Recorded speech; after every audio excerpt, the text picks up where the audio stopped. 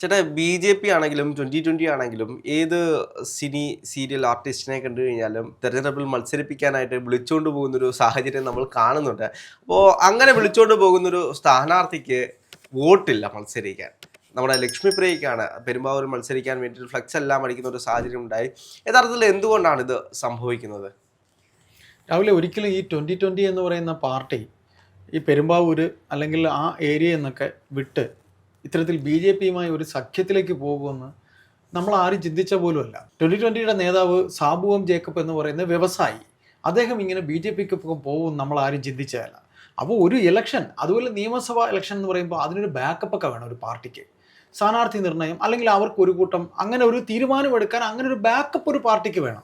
ഇതിൽ നിന്ന് തീർത്തും വ്യക്തമാണ് ഒരു ബാക്കപ്പും ഇല്ലാതെ ചാടി. ഇതിന്റെ മറ്റൊരു രസം എന്ന് പറഞ്ഞു കഴിഞ്ഞാൽ നമ്മള് ഏതോ സിനിമയിലാണെന്ന് തോന്നുന്നു, കോളേജിൽ പോകണമെങ്കിൽ 10ാം ക്ലാസ് പാസ്സാവണമെന്ന് പറയുന്നത് പോലെയാണ്. 10ാം ക്ലാസ് പാസ്സാവാതെ കോളേജിൽ പോകാൻ വേണ്ടിയിട്ട് ആപ്ലിക്കേഷൻ കൊടുക്കുന്നത് പോലെയാണ് ഇന്ന് പല സ്ഥാനാർത്ഥികളും. മത്സരിക്കണം എന്ന് ഞാൻ മത്സരിക്കാം, വോട്ടർ ലിസ്റ്റിൽ പേരുണ്ടോ ഇല്ലയോ എന്നുള്ളത് പോലും അറിയില്ല. രാഷ്ട്രീയം അറിയില്ല.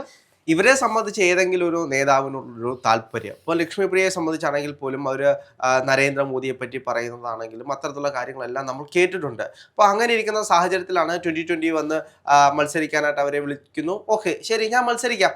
അങ്ങനെ പോകുന്ന ഒരുപാട് ആളുകളുണ്ട്. ഇപ്പോൾ 2020യെ സംബന്ധിച്ച് ഇപ്പോൾ എന്താണ് സംഭവിക്കുന്നത്? സ്ഥാനാർത്ഥിയെ പ്രഖ്യാപിച്ചു, സ്ഥാനാർത്ഥിയെ പിൻവലിക്കേണ്ട അവസ്ഥയിലേക്ക് അവർ വന്നു. പ്രധാനപ്പെട്ട കാരണം എന്ന് പറയുന്നത് ഇവർക്കാർക്കും രാഷ്ട്രീയം കൃത്യമായിട്ട് രാഷ്ട്രീയ ബോധ്യമില്ല. രാഷ്ട്രീയ എന്താണെന്ന് അവർക്കറിയില്ല. ഒരു ജനാധിപത്യ സംവിധാനത്തിൽ ഇപ്പോൾ ഇവരൊക്കെ ഒരു MLA ആയിക്കഴിഞ്ഞാൽ എങ്ങനെ പ്രവർത്തിക്കുമെന്നതൊരു ചോദ്യമാണ്. കാരണം ഇവരെ സംബന്ധിച്ച് രാഷ്ട്രീയമോ രാഷ്ട്രീയ ബോധമോ രാഷ്ട്രീയ മൂല്യങ്ങളോ എന്തൊക്കെയാണെന്ന് ഇവർക്കറിയില്ല. ഇവരെ സംബന്ധിച്ച് ആരെങ്കിലും വിളിക്കുകയാണ്, നിങ്ങളെ സ്ഥാനാർത്ഥിയാക്കാം. ഇവർ പബ്ലിക് ഫിഗറാണ്, നമുക്കറിയാം, എല്ലാവർക്കും അറിയാവുന്ന പോലെ പബ്ലിക് ഫിഗറാണ്, ഒരുപാട് ആളുകളെ കാണുന്നതാണ്, ഇവർക്ക് ഫേസ് വാല്യൂ ഉണ്ട്, ഇവരെ ജനങ്ങൾക്കെല്ലാം അറിയാം. അപ്പോൾ അങ്ങനെയുള്ള സാഹചര്യത്തിൽ ജനങ്ങൾ വോട്ട് ചെയ്ത് വിജയിപ്പിക്കുകയാണെന്നിരിക്കെ ഇപ്പോൾ വോട്ടർ ലിസ്റ്റ് പേര് വേണമെന്നോ മത്സരിക്കാൻ വോട്ടർ ലിസ്റ്റ് പേര് വേണമെന്നോ ആ പേരുണ്ടെങ്കിൽ മാത്രമേ മത്സരിക്കാൻ കഴിയുമോ എന്നും അറിയാത്ത ഒരാൾ ഒരു ജനപ്രതിനിധിയായി വന്നു കഴിഞ്ഞാൽ എന്തായിരിക്കും സംഭവിക്കാൻ പോകുന്നത്? അല്ല, അത് തന്നെ തുടക്കത്തിൽ നമ്മൾ സംസാരിച്ച പോലെ തന്നെയാണ് എനിക്കും തോന്നുന്നത്. കാര്യം എനിക്ക് തോന്നുന്നത് ഇത്രയേ ഉള്ളൂ, ഒരു നിയമസഭാ തിരഞ്ഞെടുപ്പിലേക്ക് എന്ന് പറയുമ്പോഴത്തേക്ക് ചൂണ്ടിക്കാണിക്കാൻ ഒരു 10 സ്ഥാനാർത്ഥിയെങ്കിലും അവരുടേതായി വേണം. എല്ലാ സെലിബ്രിറ്റീസിനെ തേടി പോയി കഴിഞ്ഞാൽ ഇപ്പം നമ്മൾ തന്നെ പലപ്പോഴും പറഞ്ഞിട്ടുണ്ടായിരുന്നു, കൊച്ചിയിൽ 2020 ഉള്ളത് കൊണ്ട് NDAക്ക് സീറ്റ് കിട്ടും. NDA കാര്യം നമ്മൾ നോക്കുമ്പോൾ NDA എന്ന പ്രസ്ഥാനം നമുക്ക് ശരി, ഓക്കെ, ഈ പറയുന്ന പെരുമ്പാവൂര് അല്ലെങ്കിൽ കുന്നത്തുനാട് ഇങ്ങനെ ആ ഏരിയയിലൊക്കെ അവർക്ക് വോട്ടുണ്ട്, അവരവിടെ ഭരിക്കുന്നുണ്ട്, അവരുടെ പഞ്ചായത്തുകളുണ്ട്. പക്ഷെ ഇലക്ഷന് മുമ്പത്തെ തോറ്റൊരു മത്സരാർത്ഥിയായിട്ട് ലക്ഷ്മിപ്രിയ മാറുന്നത് ഒരു രസകരമായിട്ടുള്ള സംഭവമാണ്. എനിക്ക് തോന്നുന്നത് ഒരു സാബു ജേക്കബ് അല്ലാതെ വേറെ ഏത് മുഖമുണ്ട് അവർക്ക് എടുത്തു പറയാൻ? എനിക്കറിയില്ല. എനിക്ക് എന്റെ പരിമിതമായ അറിവിൽ എനിക്ക് തോന്നുന്നത് അഖിൽമാരാരുണ്ട്. അപ്പൊ അഖിൽമാരാരെന്ന് പറഞ്ഞാൽ BJPയുടെ പിറകെ ആദ്യം പോയിട്ട് അവിടെ സീറ്റ് കിട്ടാതെ, അല്ലെങ്കിൽ നമ്മൾ ഈ പറയുമല്ലോ, ഈ മൂക്കില്ലാ രാജ്യത്ത് മുറിമൂക്കൻ രാജാവ് എന്നൊരു പഴഞ്ചൊല്ലില്ലേ, ആരും ഇല്ലാത്തടത്ത് ഒരു അഖിൽമാരാർ വിചാരിക്കും ആരും ഇല്ലല്ലോ, അപ്പൊ ഞാൻ തന്നെയാണ് അവിടുത്തെ ഏറ്റവും വലിയ സ്റ്റാർ എന്ന് കരുതി ആയിരിക്കും അഖിൽമാരാർ അവിടേക്ക് പോയത്. കാര്യം ഓരോരുത്തരുടെ ആറ്റിറ്റ്യൂഡാണല്ലോ. ഇപ്പൊ രാഹുൽ പറഞ്ഞതുപോലെ ഈ പറയുന്ന രീതിയിൽ രാഷ്ട്രീയം എന്തെന്നറിയണ്ടേ? എന്താണ് രാഷ്ട്രീയം? ഒരു നരേന്ദ്രമോദി ഫാൻ എന്ന് പറഞ്ഞുകൊണ്ട് സ്ഥാനാർത്ഥിയാകാനുള്ള യോഗ്യതയാവും? എനിക്കറിയില്ല. അല്ല, എന്തുകൊണ്ടാണ് ഇവരെല്ലാം ഈ സീരിയൽ ആർട്ടിസ്റ്റുകളെ ഇങ്ങനെ വിളിച്ചുകൊണ്ട് പോകുന്നത്, അവരെ മത്സരിപ്പിക്കാൻ വേണ്ടിയിട്ട് കൊണ്ടുപോകുന്നത്? സെലിബ്രിറ്റികളുടെ പുറകെ എന്തുകൊണ്ടായിരിക്കും പോകുന്നത്? സെലിബ്രിറ്റിയെ കാണുമ്പോൾ ആൾക്കാരെങ്ങും ഈ കാണുന്ന ഇവർ കരുതുന്നത് അറിയോ? ഞാനൊരു ചെറിയ ഉദാഹരണം പറയാം. ഈ തിരുവനന്തപുരത്ത് ശ്രീശാന്തിനെ മത്സരിപ്പിച്ചു, ഓർക്കുന്നുണ്ടോ? അതെ. ഈ ശ്രീശാന്തിനെയൊക്കെ ജനം എങ്ങനെയാ കണ്ടത്? ശ്രീശാന്ത് അഗ്രസീവായിട്ടുള്ള ഒരു ബൗളറായിരുന്നു. ഈ അദ്ദേഹത്തിന്റെ അഗ്രസീവ്നെസ് കാരണമാണ് വേണ്ടാത്ത പേരുദോഷമല്ല അദ്ദേഹത്തിനുണ്ടായത്. ആ ഒരു മുഖം ഏതായാലും ആ മത്സരിക്കുന്ന സമയത്ത് അദ്ദേഹത്തിന് ഉണ്ടായിരുന്നു. എന്തിന് എത്ര വോട്ടാണ് അദ്ദേഹത്തിന് കിട്ടിയത്? ഇപ്പം നടൻ കൃഷ്ണകുമാർ BJPയുടെ വക്താവായിട്ട് മത്സരിച്ചു, എത്ര വോട്ടാണ് കിട്ടിയത്? ഇപ്പം വീണ്ടും മത്സരിക്കാൻ വരുന്നുണ്ട്. അത് ഈ പറയുന്ന എന്താ പറയുക, ഈ സിനിമയും രാഷ്ട്രീയവും ഒരിക്കലും ഇടകലർന്ന് പോകാൻ കഴിയില്ല. ഇപ്പം സിനിമ വേറെ, രാഷ്ട്രീയം വേറെ. സിനിമാക്കാർ രാഷ്ട്രീയത്തിലേക്ക് കൊണ്ടുവരാൻ വരുമ്പോഴത്തേക്ക് എപ്പോഴും ചിന്തിക്കേണ്ട ഒരു കാര്യം, സിനിമയിലെ അബ്രവാളികൾ നിങ്ങൾ തിളങ്ങിയിട്ടുണ്ട്. ഞാനൊരു ചെറിയ ഉദാഹരണം ചോദിച്ചോട്ടെ. മമ്മൂട്ടി ഇവിടെ ഏതെങ്കിലും ഒരു നിയമസഭയിൽ മത്സരിച്ച്, ലാലേട്ടൻ മത്സരിച്ചിരിക്കട്ടെ, രാഷ്ട്രീയം അറിയാമെന്നുള്ളവർ ഒരിക്കലും അവരുടെ ഏത് മുന്നണിയിലാണ് നിൽക്കുന്നതെന്ന് നോക്കിയിട്ട് അവർക്ക് എന്താ വ്യക്തമായ രാഷ്ട്രീയമുണ്ടോ, അവർ പറയുന്നതിൽ എന്തെങ്കിലും ഉണ്ടോ നോക്കിയില്ലേ കുത്തുള്ളൂ. ഇത് കേരളമാണ്, തമിഴ്നാടല്ല. ഇപ്പൊ എനിക്ക് തോന്നുന്നത് ഇത് ബാലാരിഷ്ടതയാണ്. അവിടെ അങ്ങനെ വരുന്ന ഒരു സാഹചര്യത്തിൽ മറ്റൊരു ചോദ്യമുണ്ട്. പാലക്കാട് കോൺഗ്രസ് രമേശ് പിഷാരടി അങ്ങനെയല്ല. രമേശ് പിഷാരടി ഓൾറെഡി പല വേദികളിലും അദ്ദേഹം സംസാരിക്കുന്നുണ്ട്. ഇവർക്കൊപ്പം ഇലക്ഷൻ പ്രചരണത്തിന് അദ്ദേഹം പോകുന്നുണ്ട്.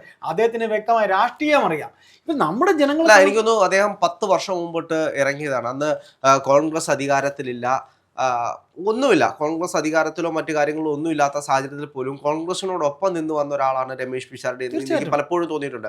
അതിനപ്പുറത്തേക്ക് ഈ സിനിമയിലുള്ള പല ആളുകളും അവരുടെ രാഷ്ട്രീയം പുറത്തേക്ക് പ്രകടിപ്പിക്കാൻ നിൽക്കാറില്ല. കലാകാരന്മാരെ സംബന്ധിച്ച് അവർക്ക് ഈ പറയുന്ന പോലെ അവസരങ്ങൾ എന്ന് പറയുമ്പോൾ അവരൊരു രാഷ്ട്രീയ പാർട്ടിയുടെ ആളെന്ന് പറഞ്ഞാൽ ചിലപ്പോൾ ഇടതുപക്ഷ മുന്നണിയിൽ നിൽക്കുന്ന ആളുകൾക്ക് പൊതുവെ ഒരു മൂല്യം കുറച്ച് കൂടുതൽ, അല്ലെങ്കിൽ അവരെ കൂടുതൽ വിളിക്കുന്ന ഒരു സാഹചര്യം നേരത്തെ ഉണ്ടായിരുന്നു. അതൊക്കെ കഴിഞ്ഞു. കലാകാരന്മാരെ തേടി ഇടതുപക്ഷം പോയിരുന്ന ഒരു സമയം ഉണ്ടായിരുന്നു. അല്ല, ഇപ്പോഴും സംഘടനയാണെങ്കിൽ പോലും ഭരിക്കുന്നത് ഇടത് സംഘടനകൾ തന്നെയാണ് ഭരിക്കുന്നത്. അങ്ങനെയൊക്കെ ഉണ്ടായിരുന്നെങ്കിൽ ഞാൻ പറഞ്ഞുതരാം. ഇപ്പം വലതുപക്ഷത്ത് നിൽക്കുന്ന എഴുത്തുകാർ എത്രയോ പേരാണ് ഞാൻ വേണമെങ്കിൽ പറഞ്ഞുതരാം. UK കുമാരൻ വലതുപക്ഷത്ത് നിൽക്കുന്ന ഒരു എഴുത്തുകാരനാണ്. അശോകൻ ചെരുവിൽ UK കുമാരനെ പോലെ തന്നെ എഴുതുന്ന ഒരാളായിരുന്നു. അശോകൻ ചെരുവിലിന് ഇപ്പൊ എത്ര മെരിറ്റാ വായനക്കാർ കൊടുക്കുന്നത്. ഞാനൊക്കെ അശോകൻ ചെരുവിലിന്റെ കഥയൊക്കെ ആർത്തിയോടെ വായിച്ചിട്ടുള്ളതാണ്. അശോകൻ ചെരുവിൽ ആരാണ് അശോകൻ ചെരുവിൽ ഇപ്പോൾ എന്ന് പറയുന്നത്? ഈ പറയുന്ന സാഹിത്യ അക്കാദമിയിലേക്ക് അദ്ദേഹം വന്നു കഴിഞ്ഞിട്ട് ഈ CPM-ന്റെ വെറും കൂലി എഴുത്തുകാരനായി മാറി.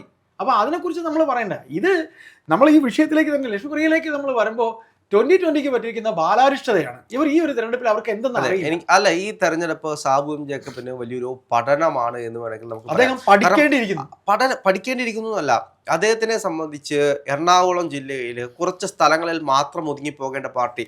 ഇതിനു മുമ്പിട്ടും കൊച്ചിയിൽ ഇത്തരത്തിലുള്ള ഒരുപാട് പാർട്ടികൾ ഉണ്ടായിരുന്നു. 2020 ഒക്കെ ഉണ്ടായിരുന്ന സമയത്താണ് സേവ് കൊച്ചി എന്ന് പറയുന്ന പാർട്ടികളൊക്കെ ഉണ്ടായിരുന്നത്. ഇന്ന് ആ പാർട്ടികളൊക്കെ എവിടെയാണ്? പക്ഷെ അതിനപ്പുറത്തേക്ക് 2020 എന്ന് പറയുന്ന ഒരു പാർട്ടി ഉണ്ടാക്കി അദ്ദേഹത്തിന് മനസ്സിലായി ഇനി അടുത്ത കാലങ്ങളിലേക്ക് ഈ പാർട്ടി അങ്ങനെ കൊണ്ടുപോകാൻ കഴിയില്ല. പാർട്ടി ക്ഷയിച്ച് അവിടെ ഇല്ലാതാകും, അധികാരം ഇല്ലാതാകുമെന്ന് കൃത്യമായിട്ട് അറിയാവുന്ന സാബു ജേക്കബ് പാർട്ടിയെ വളർത്തണമെങ്കിൽ മറ്റേതെങ്കിലും പാർട്ടിയോട് കൂടിച്ചേർന്നെങ്കിൽ മാത്രമേ സ്റ്റിയറിംഗ് അങ്ങ് കൊടുത്തിട്ട് ഇദ്ദേഹത്തിന് പോകണം. കാര്യം അദ്ദേഹം ഒരു വ്യവസായിയാണ്. ഈ നമ്മളിപ്പോൾ പറഞ്ഞ പോലെ സിനിമ വേറെ, കല വേറെ, രാഷ്ട്രീയം വേറെ, വ്യവസായം വേറെ, ബിസിനസ് വേറെ.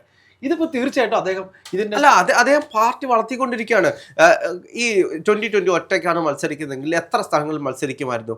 പക്ഷെ ഇതിനപ്പുറത്തേക്ക് നമ്മളിപ്പോ നോക്കിക്കഴിഞ്ഞാൽ 2020 വേണ്ടിയിട്ട് എത്രയോ സീറ്റുകളാണ് BJP ഇട്ടുകൊടുക്കുന്നത്. അത് പറയുന്ന രാവിലെ ആദ്യം BDJS-നെ എങ്ങനെയാണ് ഇവർ കണ്ടത്? അല്ല, BDJS-നെ കാണുന്ന സാഹചര്യത്തിലാണെങ്കിൽ പോലും അത് മറ്റൊരു രാഷ്ട്രീയമാണ്. BJP-യെ സംബന്ധിച്ച് BJP അത് എങ്ങനെ രാഷ്ട്രീയമായിട്ട് ഉപയോഗിക്കുമെന്ന് കണ്ടിരിക്കേണ്ടിയിരിക്കുന്നു. പക്ഷേ 2020-യെ സംബന്ധിച്ച് ഇതൊരു വളർച്ചയുടെ കാലഘട്ടമാണ്. എറണാകുളം ജില്ലയിൽ മാത്രം ഒതുങ്ങിത്തീരേണ്ട പാർട്ടി ഈ തെരഞ്ഞെടുപ്പോടുകൂടി ഇല്ലാതാകേണ്ട ഒരു പാർട്ടിയെ ഞങ്ങൾ ഇനിയുമുണ്ട്, ഇവിടെയുണ്ട്, BJP-യോടൊപ്പം ഞങ്ങൾ ഉണ്ടാകും, കേരളത്തിലെ പലയിടങ്ങളിലേക്ക് ഞങ്ങളെ വ്യാപിപ്പിക്കാൻ കഴിയുമെന്നുള്ള ഒരു ബോധ്യത്തിന്റെ അടിസ്ഥാനത്തിൽ BJP-യോടൊപ്പം പോകുന്നു. ഇനി BJP-യോടൊപ്പം നിന്ന് കഴിഞ്ഞാൽ സ്റ്റാർട്ടിംഗ് പാർട്ടിയാണ്. ഇപ്പോൾ ഇവിടെ കോൺഗ്രസിനെയും LDF-നെയും വിമർശിച്ചുകൊണ്ടാണ് 2020 എന്നൊരു പറയുന്ന ഒരു പാർട്ടി വളർന്നു വന്നത്. അപ്പൊ ഇനിയും വളർന്നു പോകണമെങ്കിൽ ഇവര് രണ്ടുപേരുടെ അടുത്തും പോയിട്ട് കാര്യമില്ല. കാരണം ഇവരെ രണ്ടുപേരും വിമർശിച്ചിട്ട് വെറുപ്പിച്ചിട്ട് ഇനി എങ്ങനെ മുന്നോട്ട് പോകുമെന്നുള്ള ചോദ്യത്തിലാണ് BJP എന്നുള്ള ഉത്തരം സാബു എം ജേക്കബ് കണ്ടെത്തുന്നത്. അതിനപ്പുറത്തേക്ക് നമുക്കറിയാം കേന്ദ്രം ഭരിക്കുന്നത് BJP ആണ്. പല തരത്തിലുള്ള ബിസിനസ് പരമായിട്ടുള്ള കാര്യങ്ങൾ ഉണ്ടായതുകൊണ്ടും ഒരു സെറ്റിൽമെന്റിന് വേണ്ടിയിട്ട് അവര് ഒരു കണക്ഷൻ ഇപ്പോഴേ ഉണ്ടാക്കി വെച്ചു എന്ന് വേണമെങ്കിൽ നമുക്ക് പറയാം. അങ്ങനെ പല വ്യവസായികളും ഇത്തരത്തിൽ പാർട്ടികൾ ഉണ്ടാക്കിയിട്ട് അവസാനം BJP-ക്ക് തീരെഴുതി കൊടുക്കുന്ന ഒരു സാഹചര്യം ഉണ്ടായിട്ടുണ്ട്. ഇനി കേരളത്തിലും സാബു എം ജേക്കബ് 2020 BJP-ക്ക് വേണ്ടി തീരെഴുതി കൊടുക്കുമോ എന്നുള്ള ചോദ്യം ബാക്കിയാണ്. അതിനി അടുത്ത വരാൻ പോകുന്ന കാലങ്ങളിൽ മാത്രം നമുക്ക് മനസ്സിലാവും. എന്ത് തന്നെയാണെങ്കിലും ഈ സിനി സീരിയൽ താരങ്ങളെ മത്സരിപ്പിക്കുന്നതിലൂടെ എന്ത് രാഷ്ട്രീയമാണ്, എന്ത് പൊതുബോധമാണ് ഇവിടുത്തെ രാഷ്ട്രീയ പാർട്ടികൾ നൽകുന്നത് എന്നൊരു ചോദ്യം.